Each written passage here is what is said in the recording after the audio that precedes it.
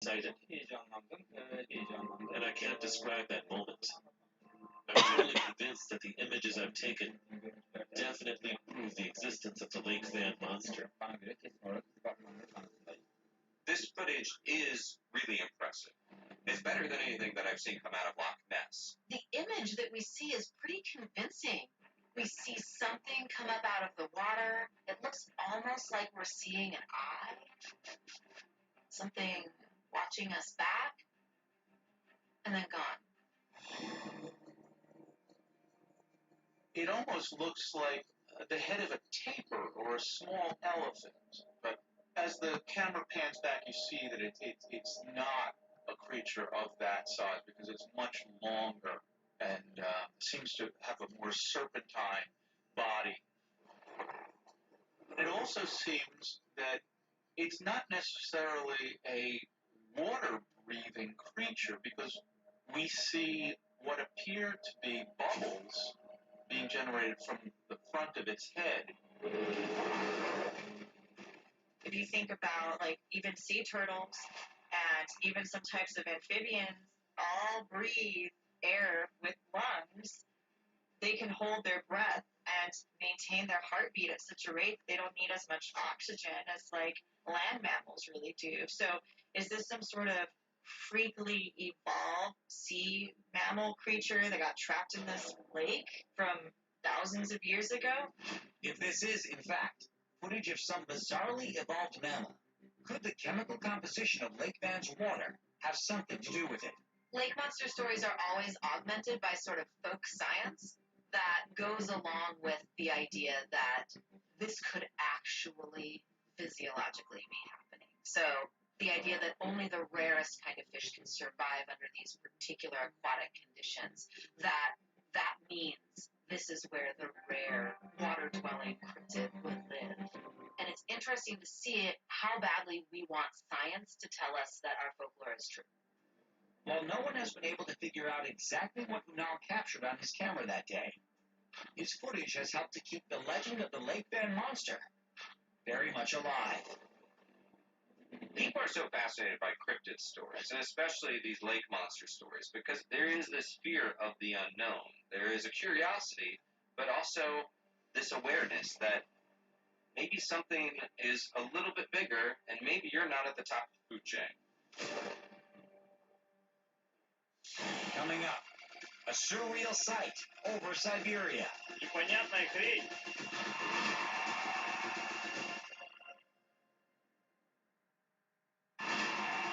Tell your dad about this. Oh. Yes. The world is full of mysteries, and human history is filled with our attempts to solve them. But this search for knowledge is not driven solely by curiosity. It also comes from our need to live in a world we can understand. How else would we be able to build, to progress, or even establish a society if we aren't confident that it will survive past tomorrow? Непонятная хрень. Which is why it's no trivial matter when we witness something beyond comprehension and are forced to ask the question that these Siberian residents asked on this night. Etu что? What is that?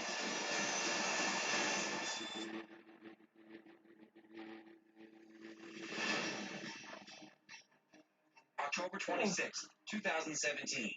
Residents across the region of northern Siberia are stunned when a massive glowing ball of light appears in the night sky.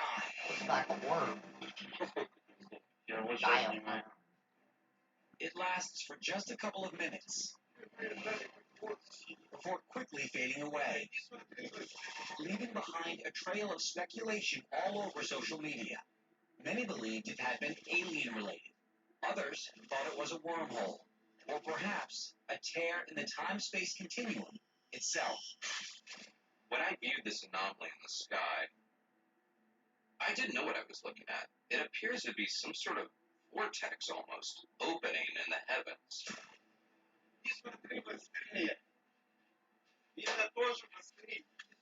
Непонятная хрень. I believe that dimensions exist. And so if this is some sort of crack in a dimension or a porthole, where energies are coming through. I mean, it could look like that, absolutely. The Russian Ministry of Defense soon stepped in to offer an official explanation. They claimed to have test-fired an intercontinental ballistic missile, which caused the anomaly in the sky. Yeah, bull. Case closed? Yeah, not so fast. You never believe the government honors. Look, if the government doesn't want you to know that there's something bigger going on, if they're trying to cover up a presence that's otherworldly in nature, rocket launch is a great excuse. There are videos of other ballistic missile launches that look nothing like that. So you can sort of hold those things up next to each other and say, is that though? If the Russian government's going to test a missile, the last thing they're going to tell you is that they tested a missile. The only time they would tell you that they tested a missile is when they were trying to cover up for something that they didn't want you to know about. Треть. Бежать надо отсюда уже. Быстро, треть. Because of this, we may never know if the mysterious glowing ball over Siberia is proof of a paranormal phenomenon or something else entirely. But we do know this. The truth is out there. Somewhere. And that's the thing about all of this stuff, is that you can literally say whatever you want, because we're not privy to anything the government does. If you say it was a missile launch, what am I going to say? I don't know what you're doing, so yeah, sure, that might be true, but it's not true. What should you do in the event you witness something paranormal? Run the other direction. Here are some tips to get it all on camera. Keep your eyes on the sky. Holy, did you see that? Check all your footage for something strange.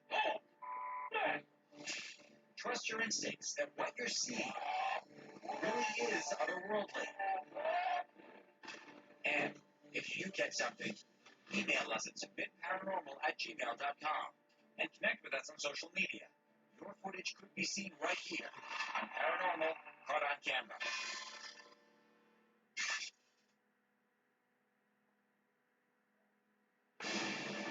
Next on Paranormal Caught on Camera.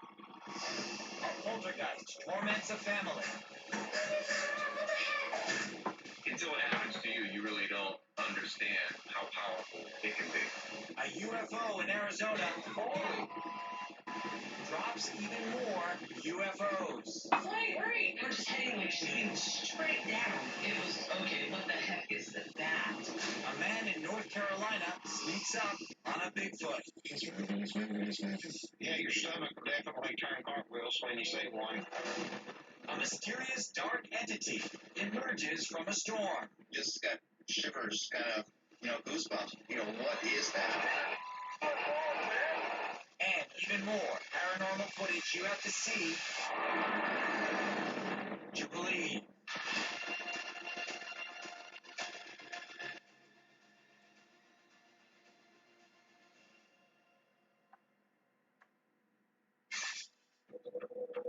Realizing your house may be haunted by a poltergeist is terrifying enough. Leave my house. Moving to a new house more than once and discovering that poltergeist has moved with you each time is a living nightmare. Add to that the arrival of a life-threatening illness, and it becomes a fight for your very survival. One family in Boca Raton, Florida knows this all too well because it happened to them.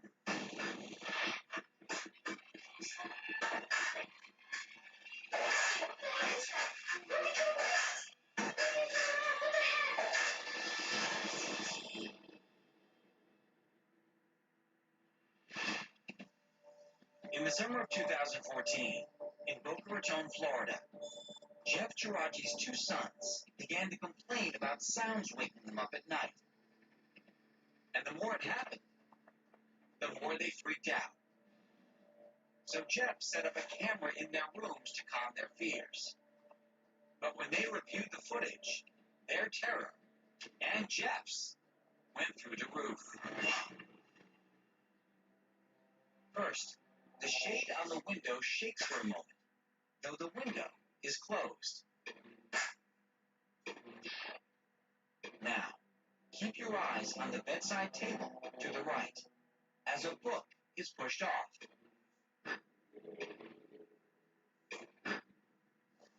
Then, strange lights flash across the room, and another object is pushed off the bedside table.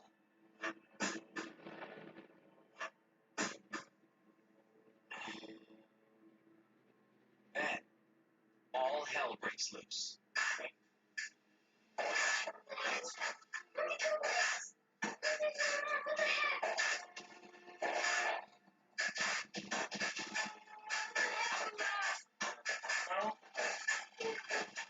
I'm Jeff Geraci. That particular evening, my youngest child went into my older child's bedroom because he kept getting woken up in his room. And then we captured all that activity that happened in that room. Unfortunately, there was much more activity that happened. My son cut the camera off as they were leaving the bedroom.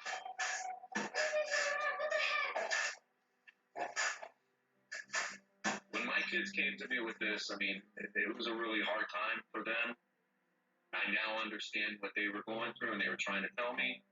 And it was just difficult for me to comprehend that in my head until I experienced it firsthand. And Jeff's first-hand experience with this entity was only just beginning. The activity continued for years, forcing the family to move multiple times. This is my third place, less than 6 years. But unfortunately, moving homes didn't work. In 2018, 4 years after he filmed the first video, Jeff captured this in a new house. Watch as a large orb suddenly appears, followed by a few others. Then, even more activity.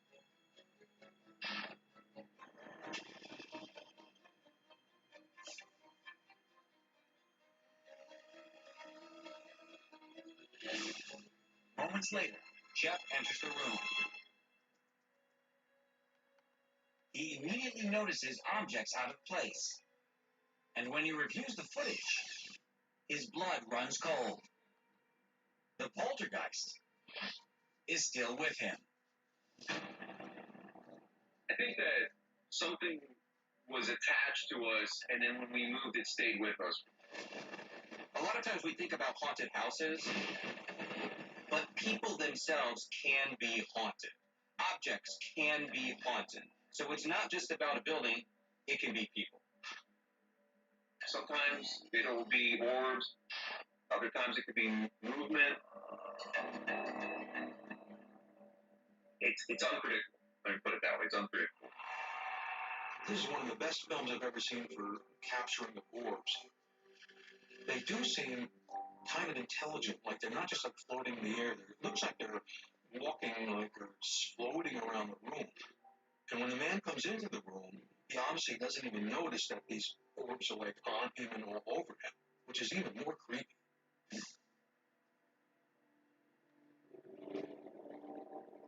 Making matters even worse, Jeff believes whatever he's living with has taken a toll on his health.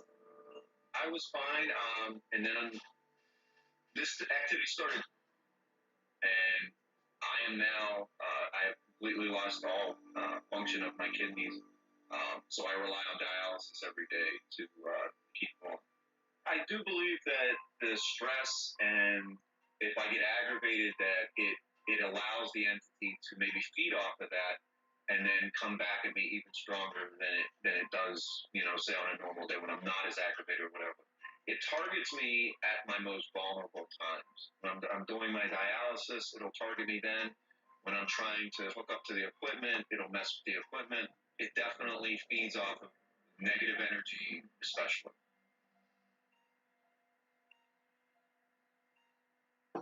The fact that this guy is also undergoing some severe health challenges actually tracks with paranormal activity. It does make sense that as his body is in a weakened state, that there might be some more entities, spirits trying to communicate with him, influence his environment. The flip side is it could be him that's actually the catalyst behind the activity. It's impossible to diagnose just by watching the video, but if he feels the stress of the unknown, the stress of this thing, whatever it is, following him, definitely wears down on your health. I mean, it's stress. We live it every day, and the last thing you need is something unseen that so much of the population doesn't even believe is real. For now, Jeff is coping with the situation as best he can, focusing on his health while trying to capture as much proof of the activity as possible. It can be hard at times to deal with, but we're trying to understand it. We're trying to document it, and as long as it keeps on happening, we're going to keep documenting it and trying to report. I don't think it's something we can run from. I think it's something we have to either find out what's going on and deal with it ourselves, or maybe someone will help us with this. Until it happens to you, you really don't understand how powerful it can be.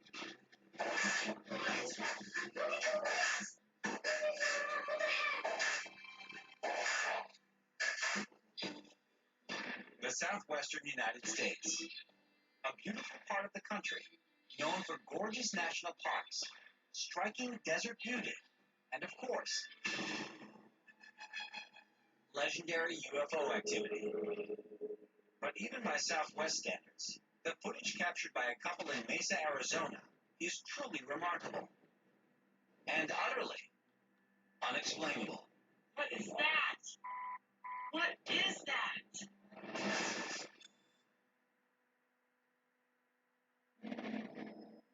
On the evening of December 8, 2019, in Mesa, Arizona, couple Douglas Mayer and Carrie Burnett saw something bizarre in the night sky. Is that a comet? A strange orange orb hovered in the air. The sight was so stunning that they both pulled out their phones and started to record. Guys, come here, look! Slade, hurry! My name's Douglas Mayer. Carrie Burnett. I looked straight up above kind of our tree, just up into the distance, and it was such a bright orangish light that for me first I said, babe, what the heck is that? That's like Venus or something is like super bright in the atmosphere. Then I see that it looks like it's heading towards us, so heading like northbound in the sky. So it just kept getting kind of brighter, looking as if it's getting closer. And then, suddenly, See that? There was 4 there. All of a sudden, it starts dropping pretty fast. These orange orbs. And they were just heading like shooting straight down. And it was, okay, what the heck is that? It didn't look like any tracers. No chemtrails. No fire. Nothing that looked like was burning. The orbs were the same brightness as the actual flying object. And when it did release these things, it was almost like the object itself got brighter. It was like a boom. What is that?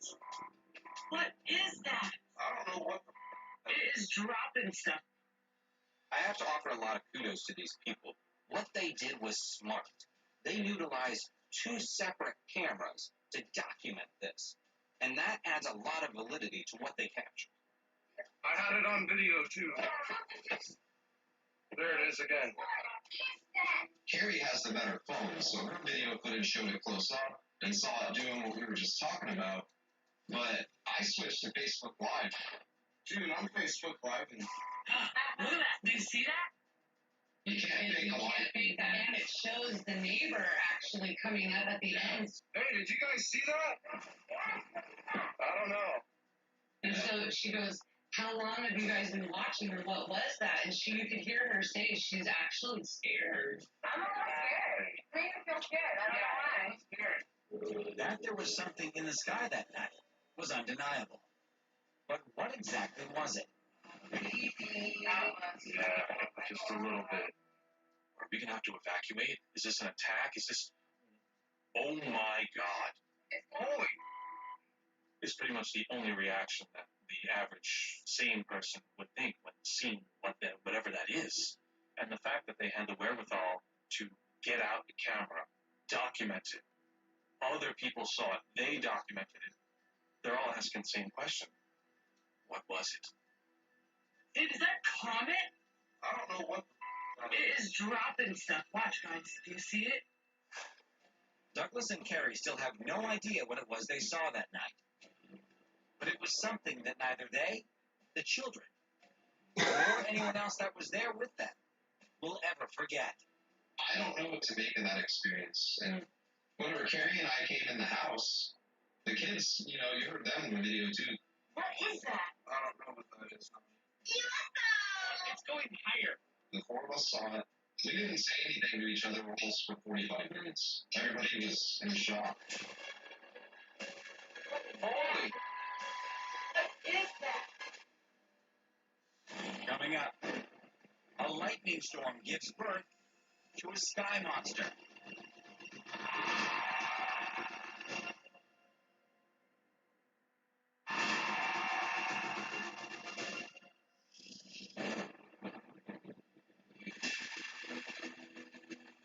Extreme weather can result in unusual atmospheric energy and incredible natural beauty.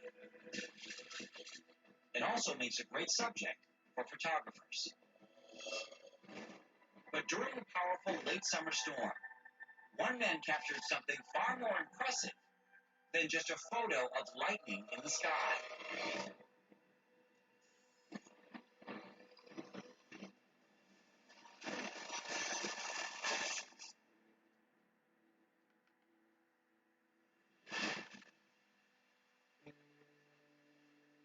In September of 2019, near Detroit Lakes, Minnesota, a lightning storm is expected any minute. Amateur photographer Todd Mitchell, who runs a campground in the area, uses his security camera to capture what he hopes will be some impressive shots of the storm. But instead of lightning, he captures this. A mysterious black amorphous shape flying through the sky. It Makes goes you wonder away what after it a is. moment, and then returns again 2 more times before finally disappearing for good. You didn't see it? When reviewing the footage, Todd was sure of one thing. Whatever this was, it was not from these parts. Todd Mitchell, Detroit Lakes, Minnesota. I backed it up and played it again. And I backed it up, played it again, and I just got shivers, kind of, goosebumps. What is that? I was just freaked out, and it appeared to be, way up in the sky, and kind of darted around sporadically, with a trail. This is the first time we've ever seen anything like this. I mean, I don't think anybody that I know of has ever talked about seeing anything like that. And we lived here. My wife grew up here, and aside from our time in the Air Force, we've lived here our whole life. I totally forgot about the lightning. I didn't even end up saving any lightning photos that day. Over the past decade or so of research that I've done, I've seen hundreds, if not thousands, of UFO videos and pictures. And I gotta say, I've never heard of anything that sounds anywhere close to what we see in this video. That's like straight out of Lost, smoke monster stuff. That was super creepy. I have no explanation for that, but I love it. I wish I'd been there. To come across something like this that nobody can explain and nobody's ever seen before, it's pretty exciting. I would say even for, paranormal enthusiasts and scientists to try and figure out what this thing could possibly be. Kind of reminds me of what a will-o-wisp would look like, but usually those are forms of light. This is like a shadowy, soft-looking will-o-wisp, and I've never seen anything that looked like that before. Some people thought it was some kind of a spirit. I think entity was a word that some people use. One of the clips looked like it shot out of the lightning. Could the weather have played a part in explaining why or how this entity appeared in the sky? Whether this thing is alien or not, it's definitely using the extreme weather to either garner energy or to use it to cloak itself and to mask during this time. The strange object hasn't been seen since, and Todd is no closer to solving the mystery of the flying sky monster. I was totally miffed. I was stunned. I didn't know what, absolutely no idea. I still don't know what to think of it. Coming up, an intrepid Bigfoot hunter has a very close encounter.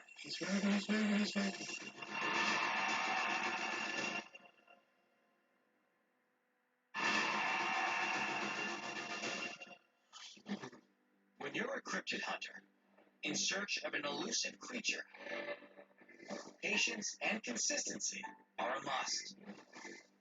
It may take repeated attempts, hundreds even, sometimes waiting hours for the faintest clue, the snap of a twig,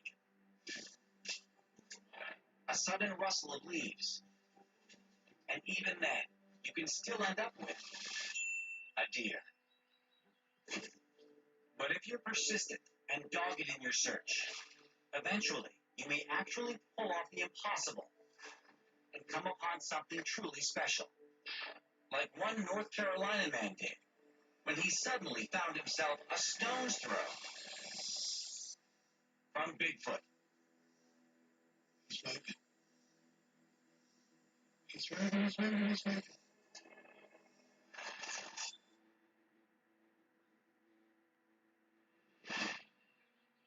It's the summer of 2019 in a remote area Yes, of the Pisgah very. National Forest in North Carolina.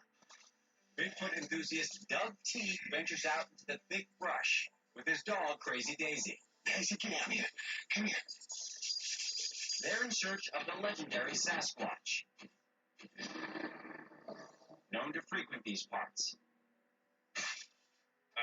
Doug Teague in Hickory, North Carolina. It was hot, 95 to 100 degrees, and I didn't expect to see anything that day. We just went into the woods to retrieve some trail cameras and heard knocking. Just figured it was woodpeckers. And a rock was thrown in front of me down the hill. There's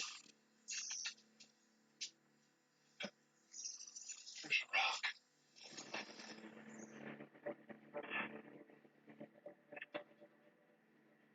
So I stopped, started scanning the hillside, looking around. What the hell?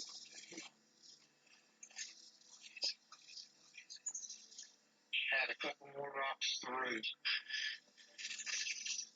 There's another one. And then I spotted the big one up on top of the hill.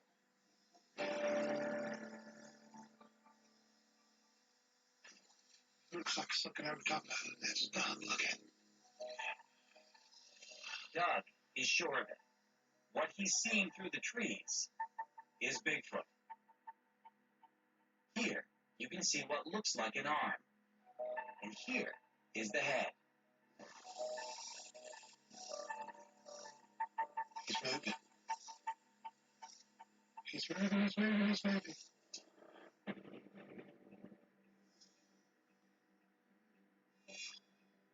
It's slick, beautiful.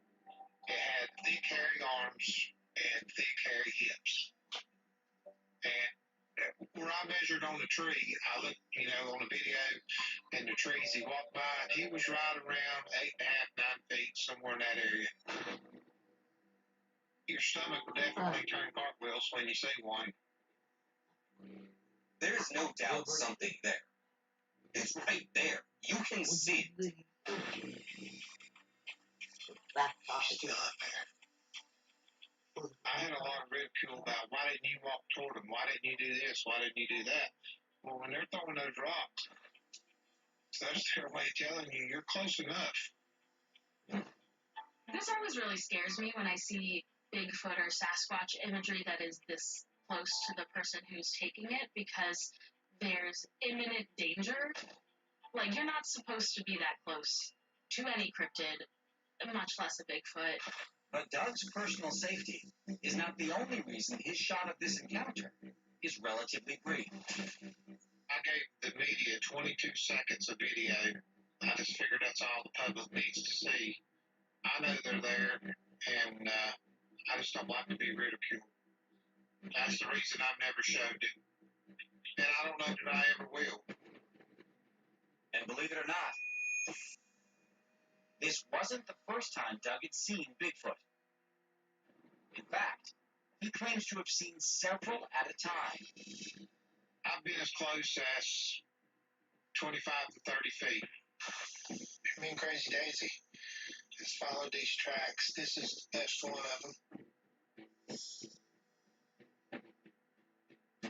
I'm gonna try and cast it. I've got multiple pictures, videos. I've collected a lot of evidence. This is a cast of, I believe, to be a female. She's only got 3 toes, missing some toes. One day, we hope that Doug will be willing to share even more of his evidence with the public. I just want people to know that, they're out there, they're real. I'm sure they want to be left alone, but they're just as curious as we are. They don't want to go to Walmart, but they still want to know what's going on, and honestly think they want to mingle with us every now and then. He's moving.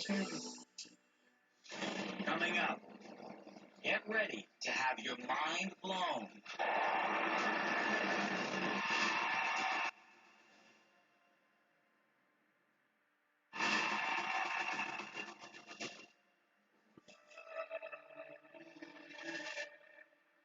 Since the early 1900s, there has been a suspected connection between UFO sightings and the military.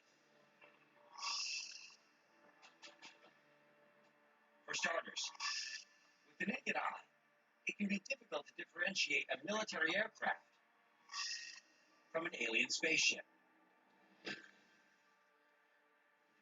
And when it comes to what the government really knows about alien visitations versus what they have told us they know, well, let's just say there exists a certain lack of trust.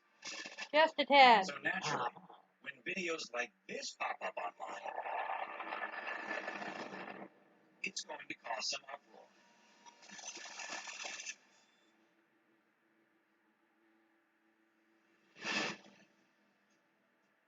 Italy, 2011.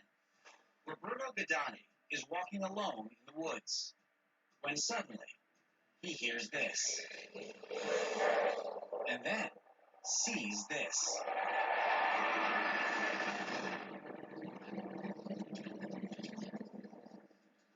Take another look. As 2 jets appear to be escorting what looks like a flying saucer. Roberto quickly runs to get another shot. Sure enough, there they are. Roberto's mind screams, impossibile, impossible. This footage is unbelievable.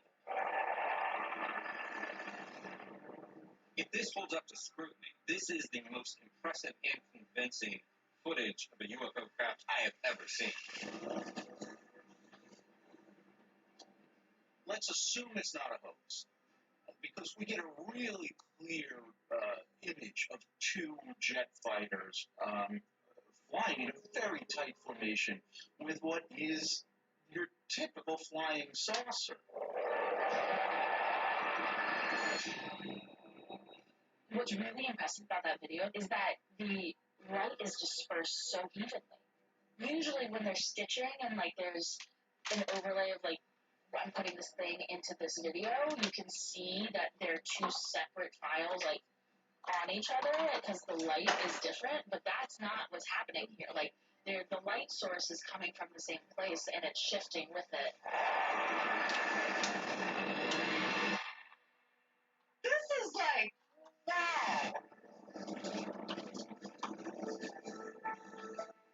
video is not asking what is the truth. This video is asking who knows the truth and why haven't they told us? Because the truth is evident in this video. If we take this video at face value, it's a flying saucer being escorted by 2 military jets.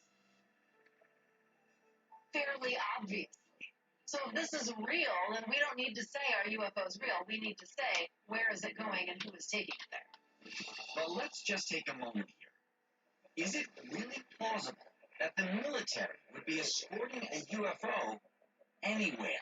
Yes. Believe it or not, I've actually heard of UFOs being escorted by military craft quite often. It's something that people report seeing after big UFO cases. They'll see an armada of jets show up. I believe it. I believe it. It just reinforces Long enough in the Air Force, the I whole was from storyline that the Tesla. government knows exactly What? what's out there in the skies. and After what's all my going years on. in the Air Force, Uh-huh. I know I won't Of believe our half the alien shit they say. visitations. Oh, no. And is somehow I mean, you in can't. cahoots with No. this other alien With how much stuff they try to cover up. unbeknownst to the masses Yeah. of everyone here on this planet. Or perhaps the explanation is even more mind-blowing. Seeing this formation, one might assume that this is 2 human pilots escorting an alien visitor. That might not be the case. This might be 3 humans piloting 3 human vehicles. This is straight out of the 1950s. This is War of the Worlds. This is what you would expect.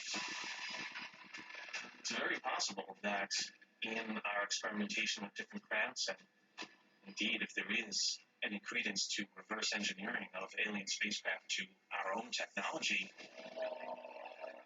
maybe we're finally developing saucer-shaped ships. Don't surprise you at all. I fully believe Especially if they got most their of the heads time on. the UFOs that we see or are captured on camera are UFOs that are either manufactured by the government or obtained by the government.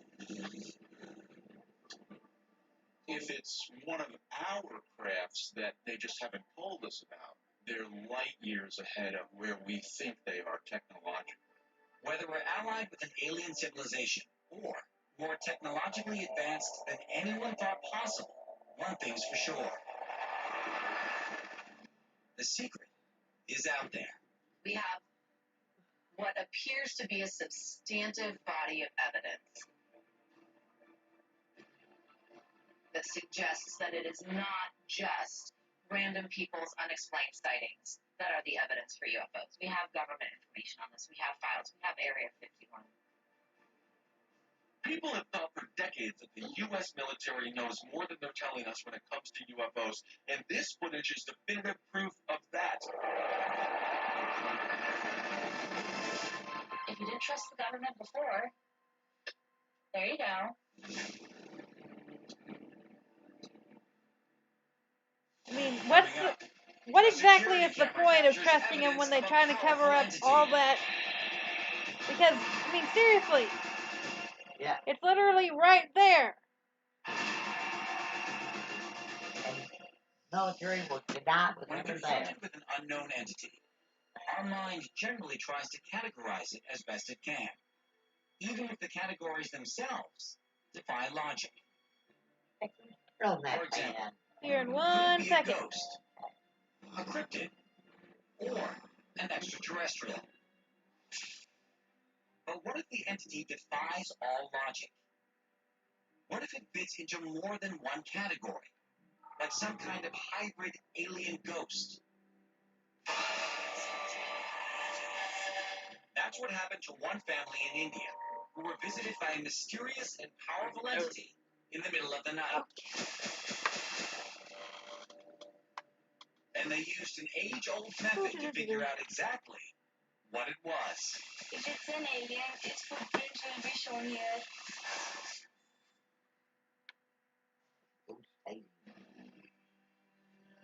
It's winter of 2018 in New Delhi, India. Residents of an apartment awake to a disturbing sight. A large, heavy planter has been moved 5 to 6 feet across their back patio. Right. And when they check the video from the security camera on the back of the house, they see this. Watch the right side of your screen as a dark, shadow-like figure walks down the stairs, turns to the left, and pushes the planter across the patio. Then continues on its merry way along the back wall. I've seen objects of all shapes and sizes seemingly move on their own or due to some sort of paranormal force. However, this is extra impressive because of the size and weight of this thing. The pot that it moves is actually a really heavy ceramic pot. Like, would require a lot of energy to be pushed in the first place. So whatever it is that's in this video is pretty powerful. Because spirit doesn't have a physical form that we're aware of, in order to interact with our physical universe, it has to be some form of PK or some energy transfer, because everything in our universe is energy and vibration. After viewing the video and witnessing what this thing did, the family believed the figure was either a powerful ghost or maybe an alien. My mind does go to ghosts when I see this footage, but what I find so fascinating is that these people think alien. They don't go straight to ghosts. So what is happening there in that scenario that they are thinking about extraterrestrials? In order to help them figure out what exactly it was, and hoping it would return, the family came up with a test. We are putting some ashes here. Let's see what happens. Sitting on the front.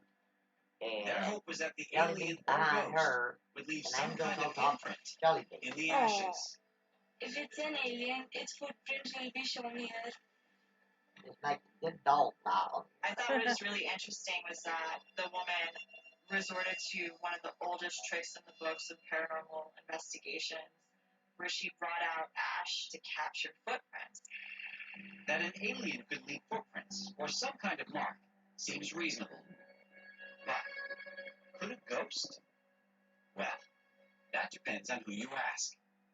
I always try to explain, going, but ghosts don't have feet, so they're not going to be able to make the footprint unless they want to. Unless they know what you're doing and they say, okay, we're going to give it to you.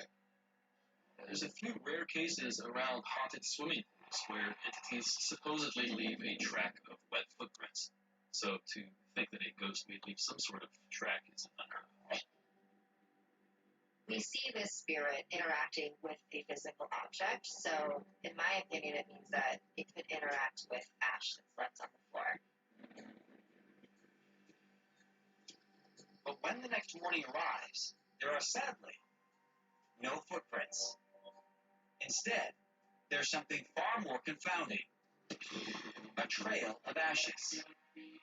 It seemed that the dust, which she had really just laid out all over the ground there, collected in a very narrow path that was the exact same path that the shadow figure walked on. It looks like whatever this thing was kind of swept it in a straight line, which makes me think it may be not a human form.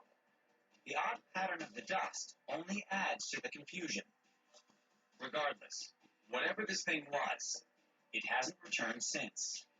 At least, not yet. I wouldn't call it a ghost, unless it's the ghost of an alien, which seems like a lot. I'd say open your mind a little bit. Call it an alien. And understand that we don't know what that means. It's hard to deny that something's going on here, and it's definitely sending a message to whoever lives in this place that they are not alone.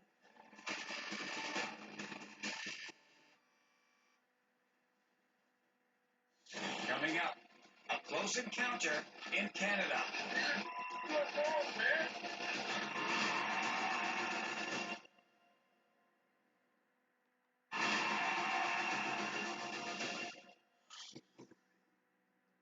On May 20th, 1967, in the Manitoba province of Canada, a man named Stefan McCulloch was looking for some valuable minerals near Falcon Lake when he saw a large metallic UFO land about 100 feet away from him.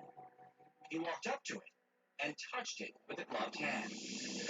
It suddenly blasted off again, letting out a jet of hot gas that knocked him back and set his clothes on fire. live to tell the tale.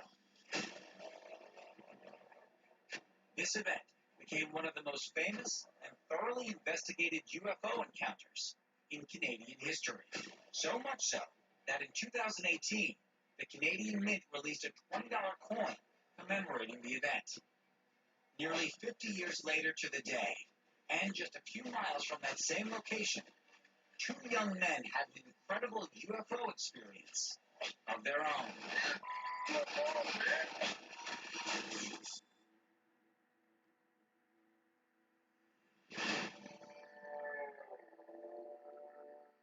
In May 2017, two men were driving along the Trans-Canada Highway in Manitoba. A long, monotonous stretch of prairies and farmland that go as far as the eye can see. When suddenly,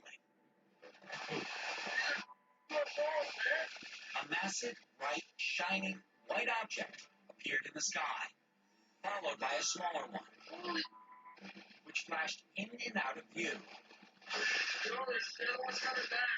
The men continued to film the objects for miles as they drove along the highway.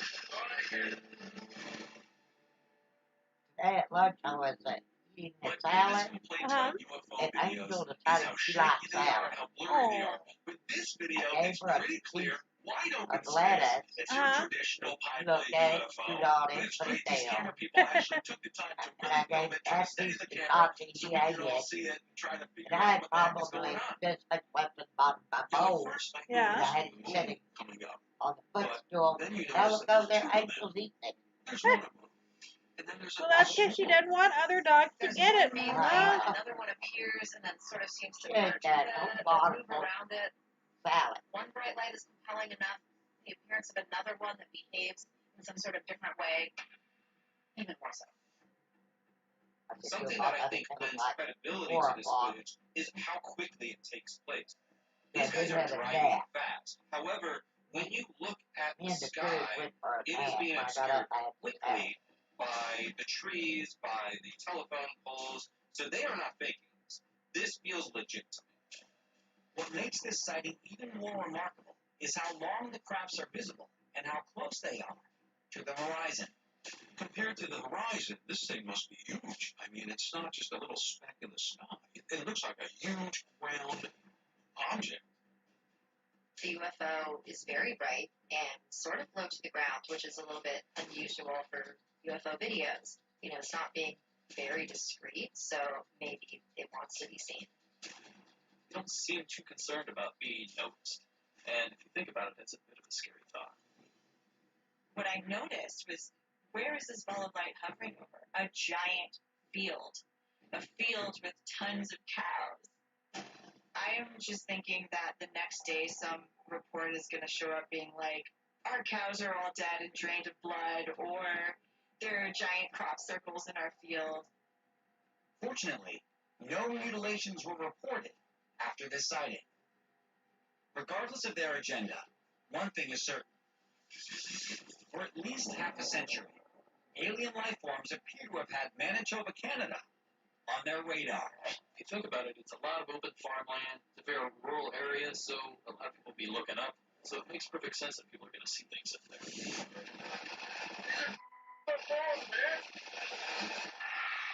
What should you do in the event you witness something paranormal? Run away. Here are some tips to get it all on camera. Install cameras everywhere. Get as close as you can to your subject. Don't be afraid to chase the story. And if you do catch something, email us at submitparanormal@gmail.com and connect with us on social media. Your footage could be seen right here on Paranormal Caught on Camera.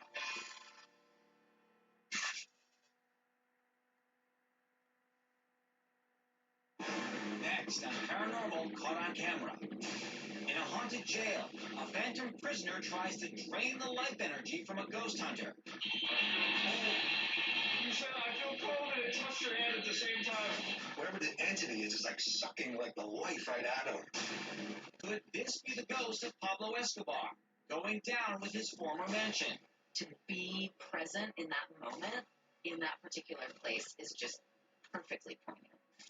A local legend gives a British man the fright of his life. You can clearly see a head, a face, eyes, a mouth.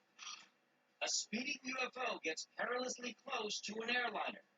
We know that no piloted human craft, either military or otherwise, would fly that close to another plane. And even more paranormal footage you have to see Weird. to believe.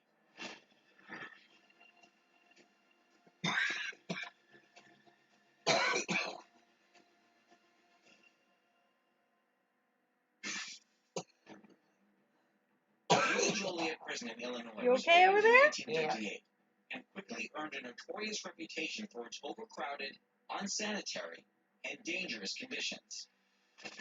The prison finally closed in 2002. And after years of neglect, the city acquired control of the property in 2017. They began leading historic walking tours through the prison. But many paranormal enthusiasts wondered about the darker energy that may have been left behind, and whether there were any spirits lingering in the halls. Then, in March 2019, the city allowed 2 ghost hunters the opportunity to investigate the prison, and what they experienced chilled them both to the bone.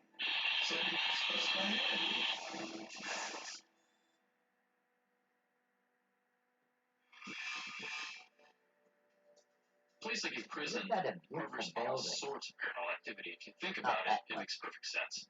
You've had murders, you've had people that spent their entire lives here, injuries, sadness, despair. All of this energy has taken place in these buildings, sometimes for hundreds of years on end.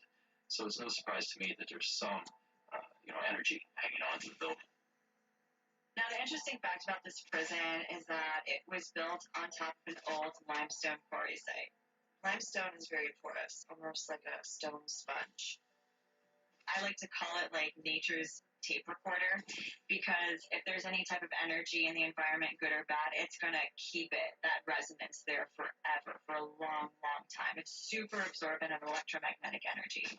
An Illinois paranormal investigating team, David Scott and John Stevens, were the lucky 2 who, for the very first time, were given permission by the prison to search for paranormal activity. My name is David Scott. I shot this video in Joliet, Illinois at the old Joliet State Prison. My name is John Stevens. David and I, together, we are a paranormal group. I mean, it was cool to be the first people to go in there and conduct a ghost hunt professionally, because the energy and the spirits in there is still so raw.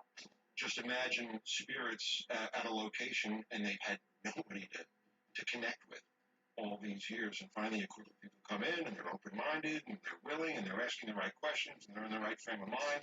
David and John made their way through the prison, and when they got to the death row and solitary confinement wing, they took out their spirit box and attempted to make contact with whatever might be in the space.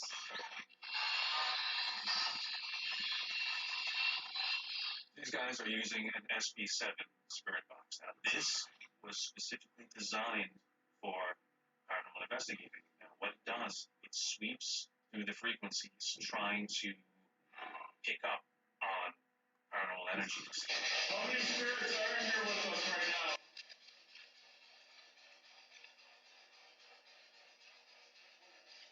I definitely felt the energy of spirits, people watching me, very curious. People that are dying in this building.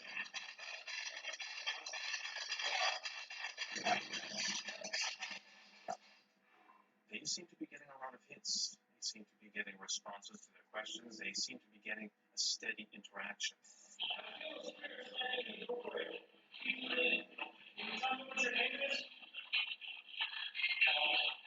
They're asking, who's here with me, like, and getting name responses like Calvin. I thought this was really impressive because of the clarity of the EVPs that you're getting.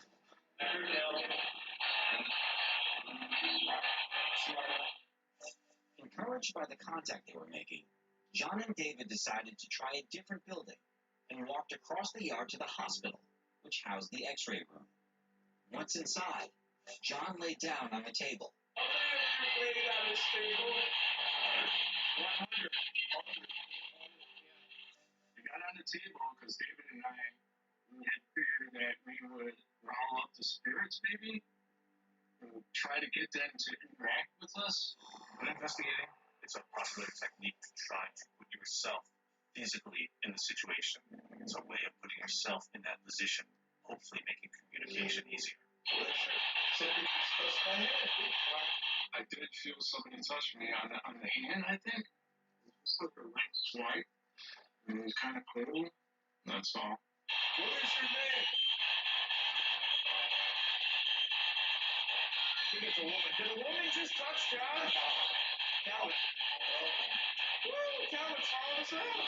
We heard the name Calvin twice. We were actually in a completely different part of the prison when he said his name again. 2 times, the same name came through. That's kind of incredible, as it is. Twice they got the name Calvin. It seems really interesting to me that it would land on the same frequency twice, and you would get the same name twice. David and John went into the room next door and set up their next piece of high-tech paranormal equipment, a modified Xbox Kinect camera, one of the newest tools used by paranormal experts to detect entities, to see if they could further communicate with Calvin. The camera uses an infrared light to detect motion in the room, and then displays a 3D image of the capture on the screen. Paranormalists believe spirits can be picked up by infrared cameras, so their energy can also be monitored. The idea is that if there is an energy around you, the Kinect system will be able to also articulate that in a visual way that we could see on our monitors. And what the camera captured was truly eerie. Cody, look behind me now. Turn around real slowly. The blue humanoid figure in the center of the screen is John. Now, look to the left side of the screen as the camera maps out another presence, seen here as a green humanoid form. You can sort of see a humanoid shape with the lines and the dots, and it's showing you something that you cannot see with your own eyes. And to me, that's always very scary. Hi. Standing right in front of you. Yeah, right there.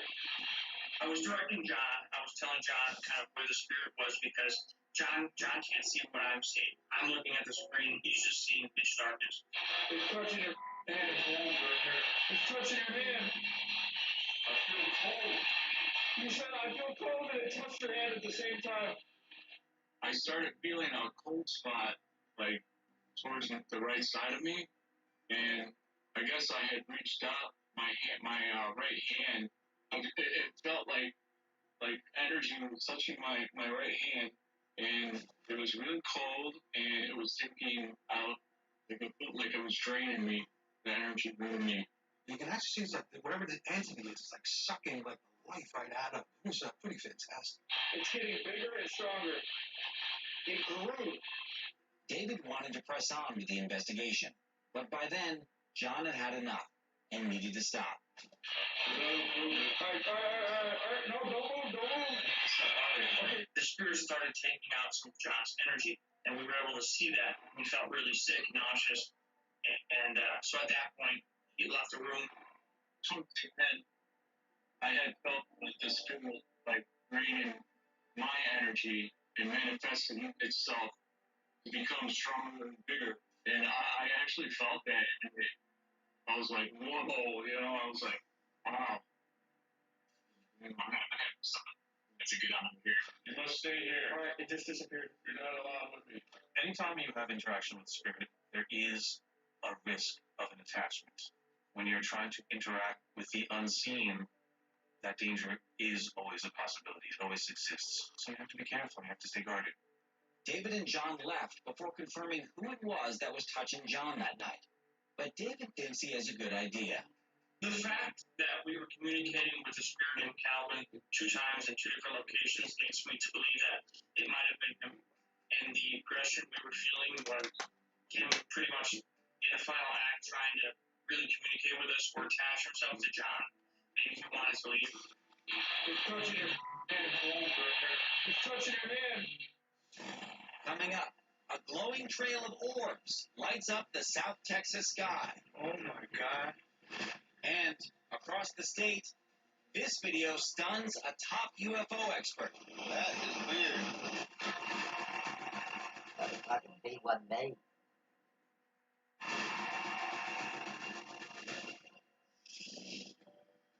Since the 1901 discovery of oil in Texas, many Texans have made a living extracting petroleum in the oil fields.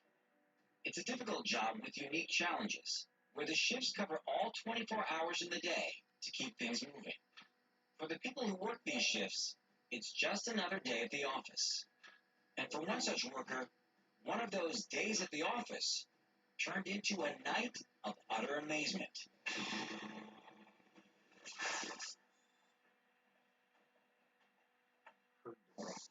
In 2016, Jaime Santos was working a late-night shift at an oil field in Catarina when some bizarre orbs of light paid a visit.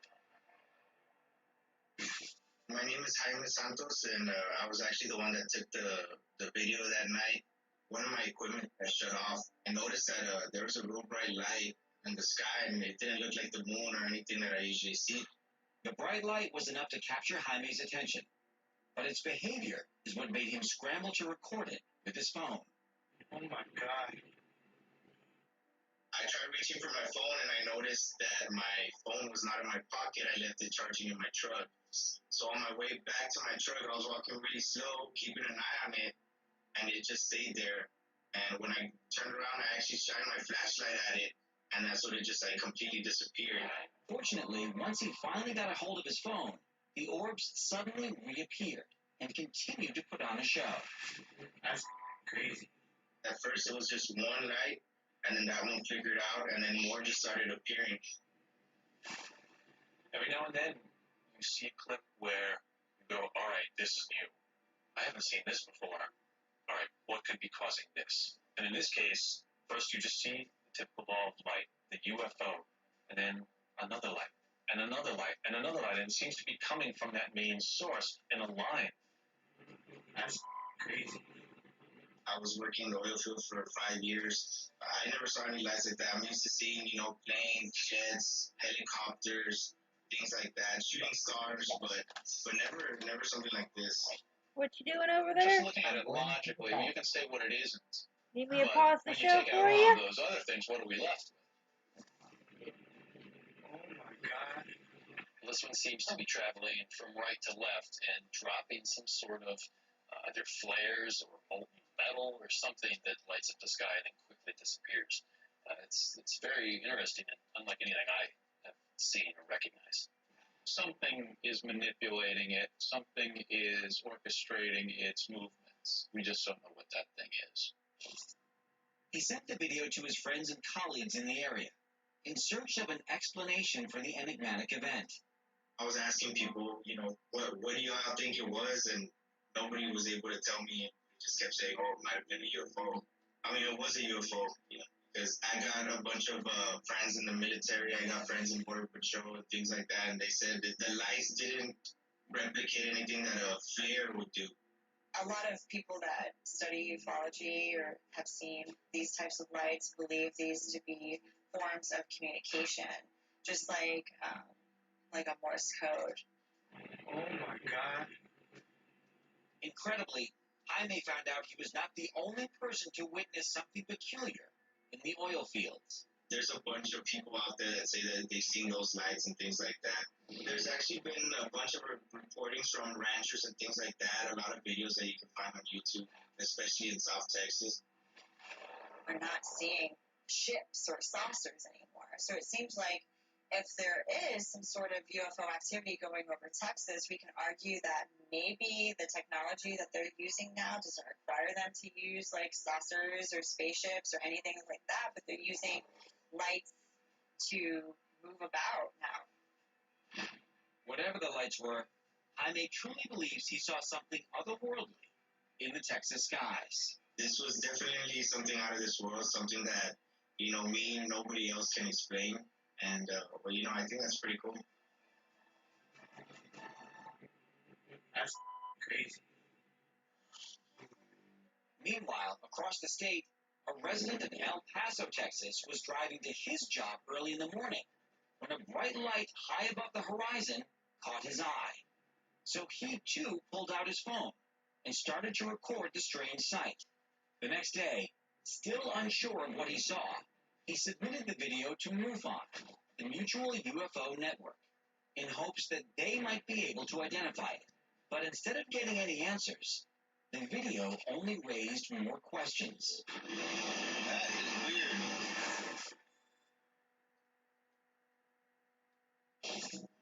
On September 1st, 2018, MUFON investigator Melanie Young began researching the case. My name's Melanie Young. I'm the state section director in Texas and the original investigator for this case. I don't think anybody in MUFON has seen anything like this. They were very impressed with this clip.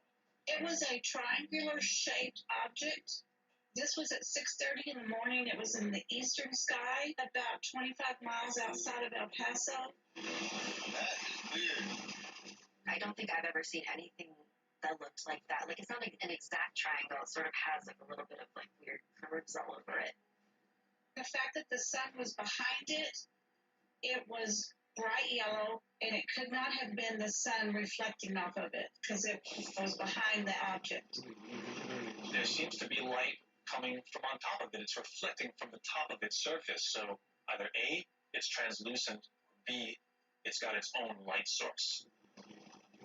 Because the object is so large and visible during the day, and we have buildings and mountains so that we could actually judge distance, judge size, and the fact that the pictures were so good. They weren't pixelated. He didn't zoom in. He just took them as he was driving. That is weird. It looks humongous to me. It looks like it's super high in the sky. It almost looks like a pyramid. That seems to be a very common shape among UFOs. I think this guy did an excellent job. He filmed the encounter. He got a decent picture, but I think I would have pulled over and, filmed a little further, zoomed in a little more, maybe tried to get a different angle or get a little information on what it is he's actually looking at. Stumped by what it could be, Melanie decided instead to focus on what it most likely wasn't. Then I went and checked out the weather to make sure there was no thunderstorms or ball lightning and stuff like that. Then I checked out if there were any meteors that day. My first thought was, well, it's a sun devil, which is a reflection off of a cloud that sort of intensifies it. So at the right angle from the sun, it reflects off of it. It almost acts like a prism.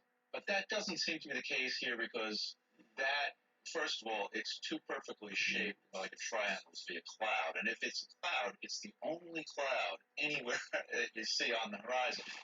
Because the surrounding area has multiple military installations, Holloman Air Force Base, White Sands Missile Range, and Biggs Army Airfield, it is not uncommon to see government craft in the skies.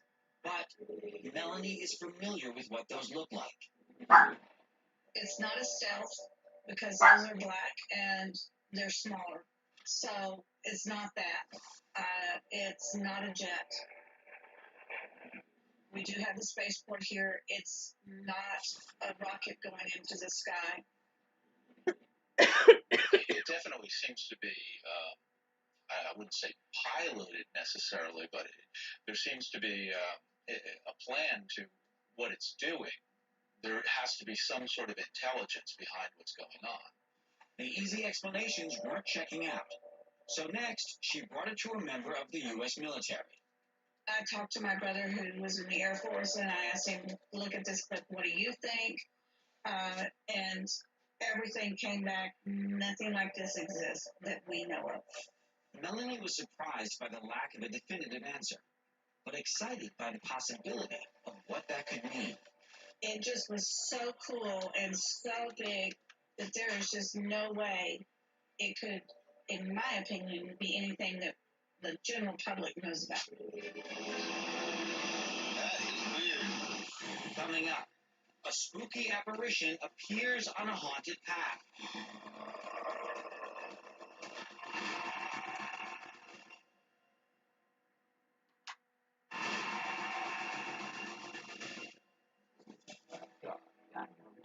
legend haunts a small village in Essex, England. According to lore, a young man, looking for a shortcut home across the river, ran on the railroad tracks instead of walking to the nearest bridge. While on the tracks, he was hit by an oncoming train, which flung him into the river. His body was never found. Since then, many residents claim to have seen a ghostly figure by the pathway between the tracks and the river. Despite the numerous reports of sightings through the years, one man was skeptical of the story, and in 2018 decided to check out the trail for himself. What he discovered was shocking.